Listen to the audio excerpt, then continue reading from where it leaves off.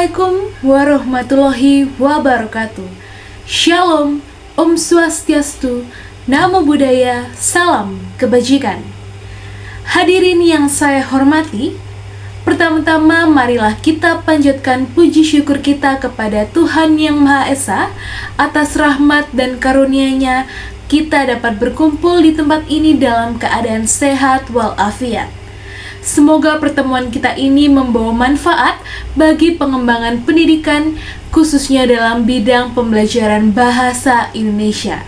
Hadirin sekalian, pada kesempatan ini izinkan saya untuk menyampaikan sebuah refleksi kritis mengenai pembelajaran bahasa Indonesia di lembaga pendidikan.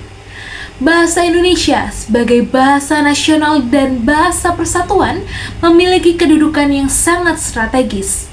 Namun, di balik peran penting tersebut, pembelajaran bahasa Indonesia seringkali menghadapi persoalan mendasar yang perlu kita tinjau bersama. Selama bertahun-tahun, pembelajaran bahasa di ruang kelas cenderung berfokus pada hafalan konsep mengenai jenis-jenis majas, struktur teks, kaidah kebahasaan, hingga istilah gramatikal.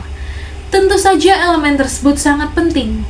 Namun, pertanyaannya, apakah pendekatan demikian sudah cukup membentuk peserta didik yang mampu berpikir kritis dan komunikatif?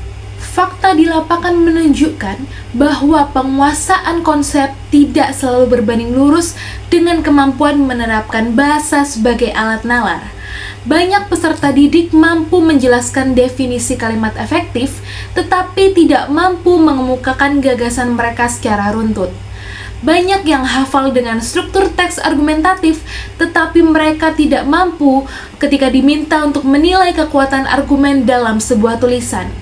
Hal ini menunjukkan bahwa adanya kesenjangan antara pengetahuan tentang bahasa dan kemampuan menggunakan bahasa untuk berpikir.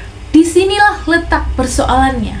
Pembelajaran bahasa tidak boleh berhenti pada penguasaan aturan saja.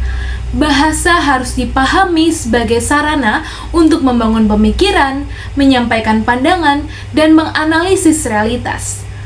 Jika pendekatan pembelajaran tidak mengembangkan keberanian intelektual, maka bahasa akan kehilangan fungsi sosial dan kognitivisnya. Oleh karena itu, penting bagi kita untuk mendorong model pembelajaran bahasa Indonesia yang lebih dialogis, analitis, dan reflektif. Guru tidak hanya menjadi penyampai materi, tetapi juga menjadi fasilitator diskusi yang mengajak siswa untuk menilai teks secara lebih kritis, memahami konsep, dan mengembangkan kemampuan menulis mereka sebagai ekspresi pemikiran. Hadirin yang berbahagia, pembelajaran bahasa Indonesia harus menjadi ruang yang melatih kepekaan, penalaran, dan kedalaman berpikir. Pendidikan bahasa yang baik bukan hanya menghasilkan siswa yang mampu menjawab soal ujian, tetapi mampu menginterpretasi diri, menyampaikan argumen, dan mengambil posisi secara bertanggung jawab. Harapan kita bersama, pembelajaran bahasa Indonesia ke depan tidak hanya menekankan kepada aspek kaidah, tetapi menumbuhkan kemampuan literasi kritis yang menjadi fondasi bagi generasi yang cerdas, demokratis, dan berintegritas. Demikian yang dapat saya sampaikan. Terima kasih atas perhatian dari Bapak, Ibu, dan rekan-rekan semuanya.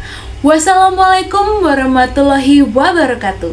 Shalom, Om Santi Santi Santi Om, Namo Buddhaya, Salam Kebajikan.